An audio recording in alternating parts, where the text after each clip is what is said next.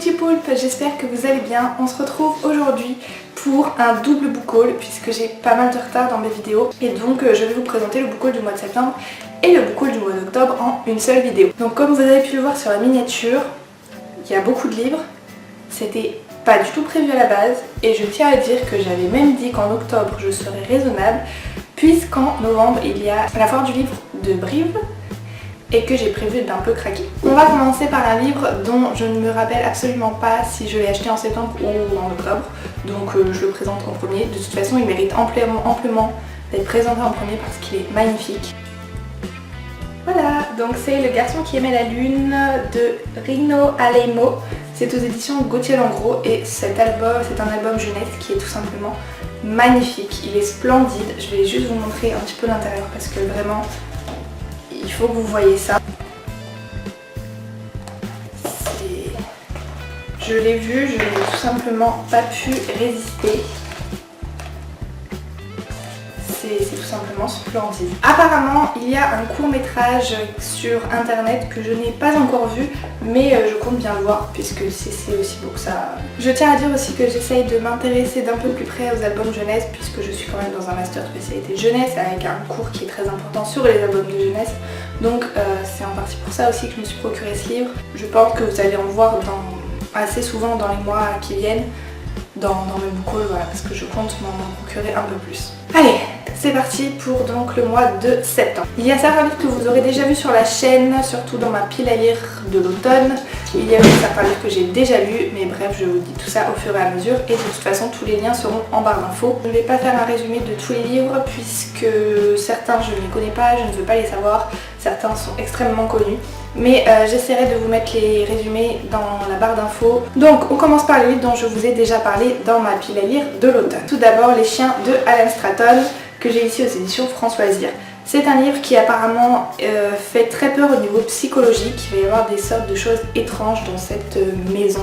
Je sais pas encore si ça va être une histoire de fantôme ou pas du tout, mais en tout cas j'ai très hâte de lire et je pense que ce sera fait au mois de novembre. Ensuite, deux livres de la même saga, c'est le tome 2 et le tome 3 de Red Rising, donc Golden Sun et Morning Star de Pierce Brown aux éditions Hachette. J'ai déjà lu là, le tome 2, il me reste le tome 3 à lire, j'ai très hâte de le lire. Et je pense que ce sera fait également au mois de novembre puisque c'était prévu en octobre mais je n'ai pas du tout pu avec mes lectures de cours et autres.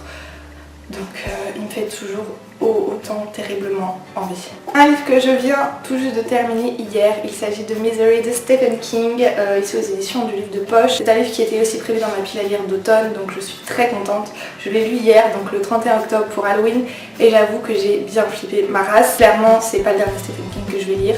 Si vous ne connaissez pas l'histoire de Misery et que vous n'avez pas envie de le lire, il y a un film extrêmement bien qui a été fait, donc je vous conseille de le voir si vous n'avez pas envie de lire le livre. Mais franchement, il y a quelques petites différences quand même entre le livre et le film. Et vraiment, si vous pouvez lisez ce livre, c'est vraiment un chef-d'œuvre. Ça a été un gros coup de cœur. C'est fini pour les livres prévus dans ma pile à lire d'automne. On passe désormais à deux parutions rebelles. Tout d'abord, Zombition de Aurélie Mendonça, donc aux éditions Rebelles. C'est un livre qui parle de zombies et en fait, il m'avait fait très envie puisque on parle d'une lignée de tueuses et en fait ça m'a beaucoup fait penser à Buffy, sauf que là c'est pas contre les vampires, c'est contre les zombies. Et je pense que ça peut être drôle puisqu'apparemment cette héroïne est plus intéressée par faire du shopping et se vernir les pieds plutôt que combattre les zombies. Donc ça peut être vachement cool après une apocalypse de zombies. Surtout que je n'ai jamais lu de livre sur les zombies. J'espère qu'il répondra à mes attentes. La deuxième parution rebelle, c'est La face cachée des dômes de Anne Feunier. C'est une histoire très rapidement entre deux dômes. Les hommes et les femmes sont séparés. Ils ont décidé de faire ça parce qu'ils se sont rendus compte que ça marchait très bien comme ça. Évidemment il y a des mères porteuses, mais lorsqu'elles attendent des fils, les fils vont ensuite dans le dôme des hommes. Sauf qu'un jour une femme va attendre un garçon et ne va pas vouloir se séparer de lui. Donc je pense que c'est à partir de là qu'on va suivre l'histoire. J'ai pu rencontrer l'auteur à un tout petit mini festival du livre à Montluçon. Elle m'a vraiment bien rendu son livre, donc j'espère qu'il va être aussi bien que ce à quoi je m'attends. Ensuite j'ai clairement craqué, mais de toute façon j'avais dit que si un jour je le voyais en librairie je ne pourrais pas résister et que je serais obligée de l'acheter. Il s'agit du tome 1 des Hôtes d'affaires de Marine Carteron, donc ici c'est Mon frère est un gardien. C'est aux éditions du Rouergue et c'est totalement à cause d'Élise et de Johanna que j'ai acheté ces livres. Merci Élise et Johanna. Non vraiment Élise l'a tellement bien vendu que moi je sais même pas de quoi ça parle. Je sais juste qu'il y a une société secrète et c'est tout. mais elles m'ont tellement dit que c'était bien, et de toute façon c'est les éditions du Rouergue, donc je fais totalement confiance à ces éditions.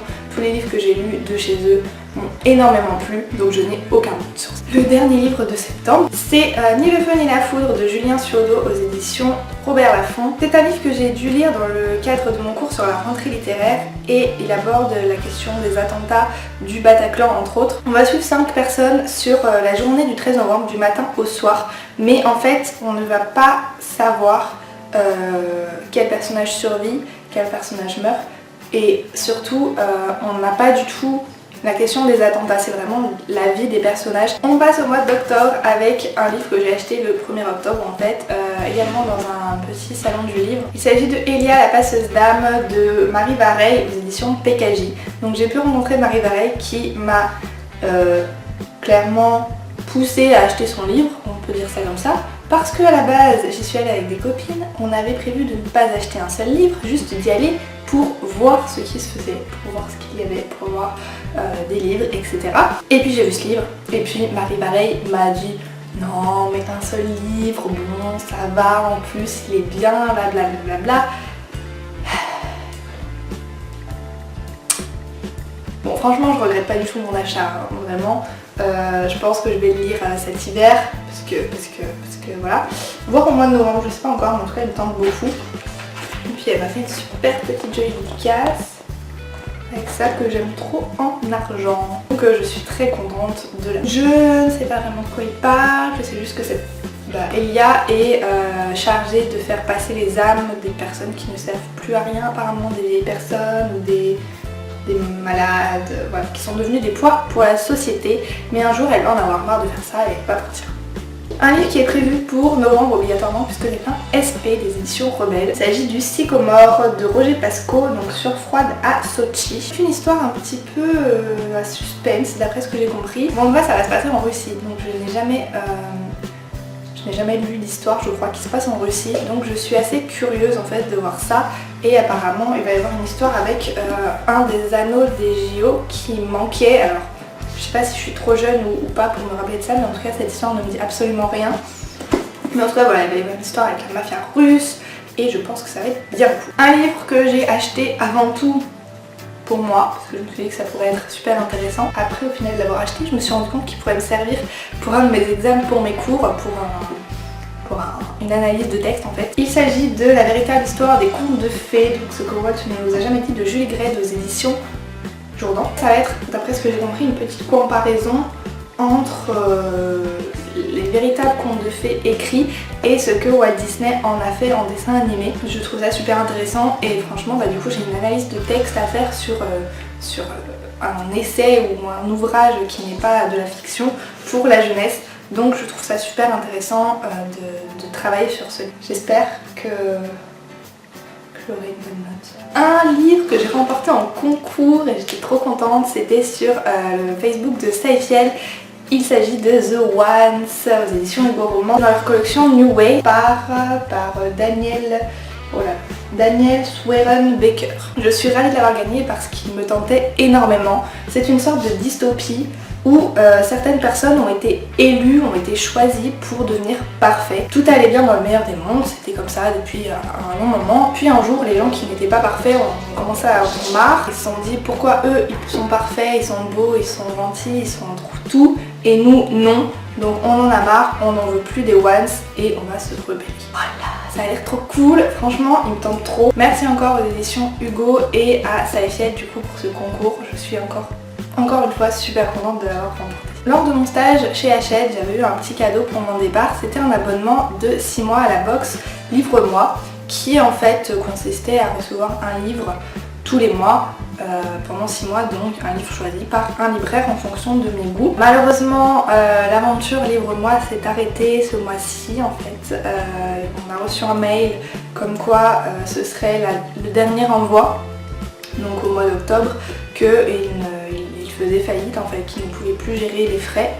Donc bon, c'est un peu mort pour mon cadeau, j'étais un peu deg, mais j'ai quand même reçu donc le premier livre que j'étais censée recevoir. Il s'agit de Les crevettes ont le cœur dans la tête de Marion Michaud, c'est aux éditions J'ai lu. Ça a l'air d'être une comédie romantique assez, voire super drôle. Je pense que si j'ai un petit coup de blues un jour j'irai clairement lire ça parce que ça a l'air complètement déjanté. Ensuite, 2 livres que j'ai achetés dans le cadre de mes cours, encore une fois, puisque ce sera sûrement des livres dont je me servirai pour mon mémoire. Je pense faire un mémoire sur l'Uchronie dans la littérature tout simplement. Et donc pour l'instant je n'ai choisi que 2 livres. Donc tout d'abord j'ai choisi Le Maître du Haut Château de Philippe Cadic, ici aux éditions J'ai lu. Ici on va suivre en fait la domination japonaise sur les États-Unis après la Seconde Guerre mondiale. Donc c'est super intéressant je trouve de voir cet aspect là qu'aurait pu être l'histoire. Et on a ensuite Fatherland de Robert Harris aux éditions Pocket. Ici par contre on va vraiment voir la domination allemande sur la France après la Seconde Guerre mondiale. Voilà, si Hitler avait gagné la Seconde Guerre mondiale. Et dans celui-là par contre c'est vraiment du côté des États-Unis et du Japon. Donc voilà, c'est 2 aspects différents de la Seconde Guerre mondiale qui auraient pu exister. Je trouve ça super intéressant. J'ai un 3e livre en tête qui va parler du fait que si c'était la France qui avait déclaré la guerre à l'Allemagne et c'était la France qui avait été les méchants entre guillemets et les dictateurs quoi. Voilà, pour la Seconde Guerre mondiale c'est bon, maintenant il me faut d'autres thèmes et voilà, je cherche toujours un petit peu. On arrive aux 2 derniers livres que j'ai achetés à Easy Cash pour 5 € en tout. Tout d'abord, Les Souvenirs de David Fuenquinos que j'ai ici aux éditions Folio. David Fuenquinos, j'ai déjà lu Charlotte de lui.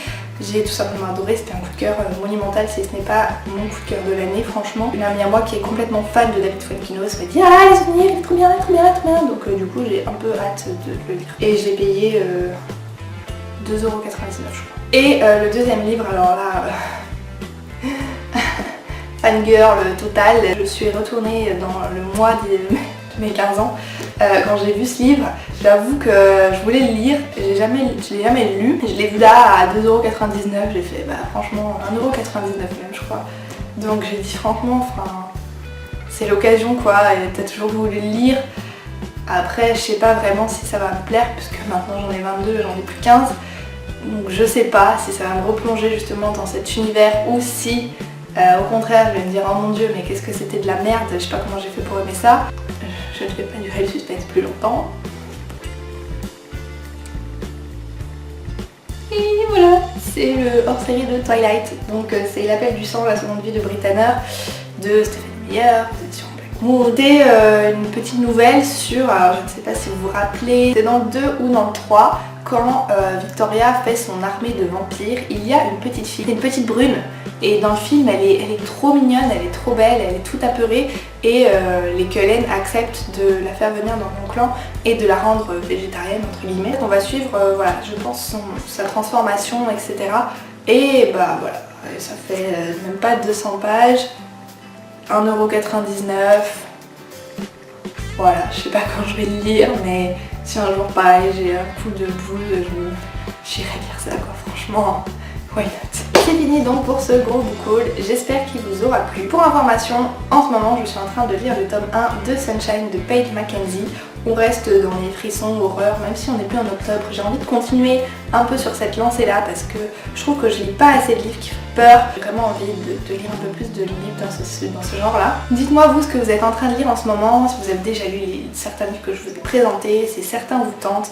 Bref, comme d'habitude, dites-moi tout en commentaire. Encore une fois, je vous le redis, mais vous pouvez trouver toutes les informations en barre de description si vous avez besoin des résumés des livres, plus de précisions ou autres. N'hésitez pas à aller checker là-bas. Sur ce, je vous fais plein de gros bisous. Je vous dis à très bientôt pour une prochaine vidéo. Ciao ciao!